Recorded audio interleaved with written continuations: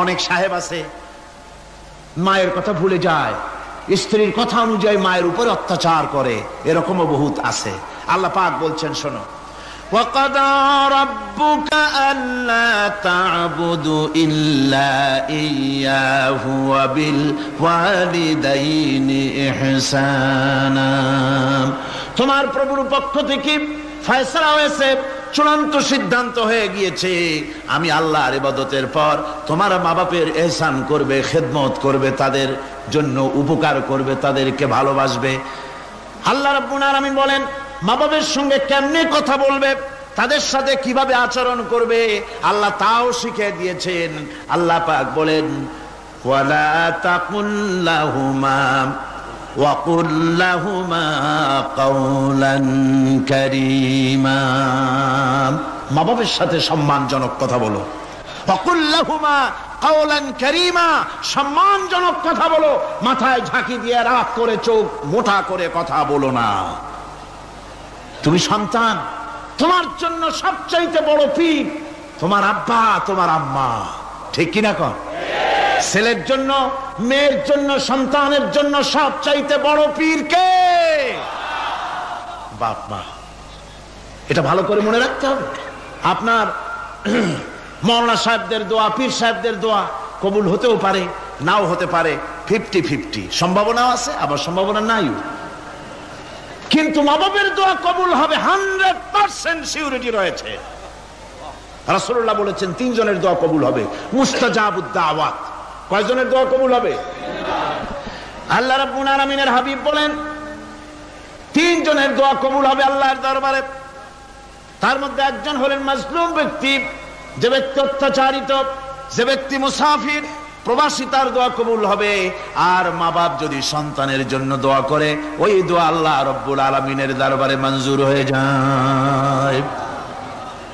আল্লাহ রাব্বুল আলামিন মা বাপ সম্পর্কে বলেন, মা বাবের জন্য আমার কাছে দোয়া করবি বান্দারা, আমার কাছে দোয়া করবি। দোয়াটা আল্লাহ পাক শিখাচ্ছেন, রব্বিরহামহুমা কামা রব্বায়ানি সাগীরা।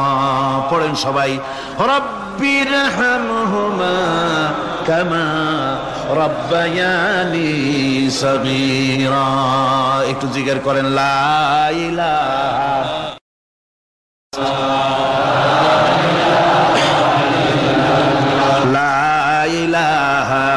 ইল্লাল্লাহ, লা ইলাহা ইল্লাল্লাহ, লা ইলাহা ইল্লাল্লাহ, লা ইলাহা ইল্লাল্লাহু মুহাম্মাদুর রাসূলুল্লাহ।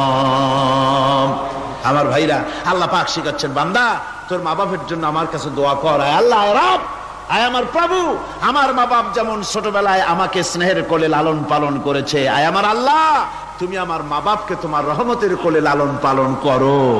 আল্লাহ শিখাই দিয়েছেন। আমার ভাইরা, প্রত্যেক নামাজের পরে এই দোয়াটা ভুলে যাবেন না। ভুলে যাবেন? ভুলে যাবেন?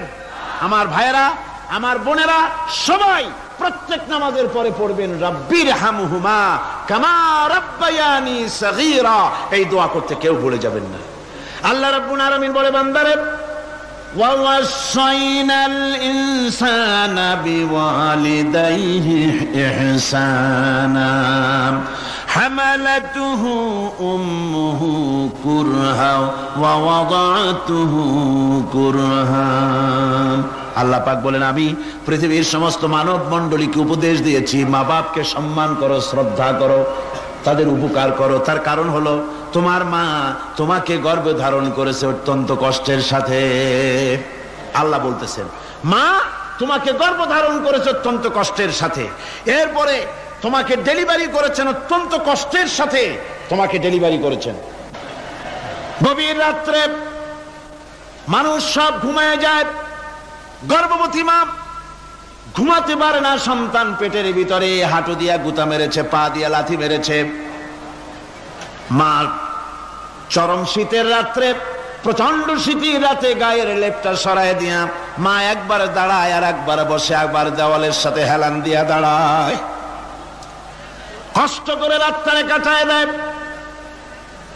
আবার সারাদিন সংসারের জন্য কাজ করেছেন, রান্না বান্না করেছেন মা, সকলকে খাওয়াইয়া মা শেষের দিকে খেতে গেছেন। যখন নিজে খেতে গেলেন, খাবারের ক্ষুধাত নিয়ে পেট ক্ষুধা নিয়ে খেতে বসেছেন, পেটের ভিতরে সন্তান লাথি মেরেছে, পেটের মধ্যে ঘুষা মেরেছে, হাঁটু দিয়া গুতা মেরেছে, ভরা পেটে পেটের ভিতরে সন্তান গুতা মারলো হাঁটু দিয়া, মাথা দিয়া। মা ক্ষুধা রয়েছে, পেটে খেতে পারলেন না, বেদনা শুরু হয়েছে। খাবারের থালাটা ঠেলে দিয়ে মা দাঁড়ালেন, বসলেন, চোখের পানি ফেললেন। এভাবে করে মা একটা দুইটা দিন নয়, 10টি মাস পর্যন্ত সন্তানটাকে পেটের মধ্যে নিয়ে, একটা জীবিত মানুষ আর একটা জীবিত সন্তান পেটের মধ্যে নিয়ে নড়াচড়া করছেন, চলাফেরা করছেন। কিতাবের মধ্যে এসেছে রাতের বেলায় মা যে ঘুমাতে পারেন না, সন্তানের নড়াচড়ার কারণে রাতভর ইবাদত করলে যত সওয়াব পাওয়া যেত, আল্লাহ ওই সওয়াব মায়ের আমলনামায় লিখে দেন। সন্তান পেটে থাকার কারণে খেতে পারে না, পেট ভরে ক্ষুধায় কষ্ট পায় মা। এই জন্যে 10 মাস ধরে রোজা রাখলে যে সওয়াব হতো, আল্লাহ রাব্বুল আলামিন মায়ের আমলনামায় রোজার সওয়াব লিখে দেন। 10 মাস পুরে গেল, সন্তান ডেলিভারির সময়ে চলে এলো। মায়ের মন বিমর্ষ, সন্তান ডেলিভারি হবে, না জানি মরে যাই নাকি, না জানি অপারেশন লাগে নাকি, কি অবস্থা হবে। মা খেতে পারে না, মুখটা শুকায়া যায়।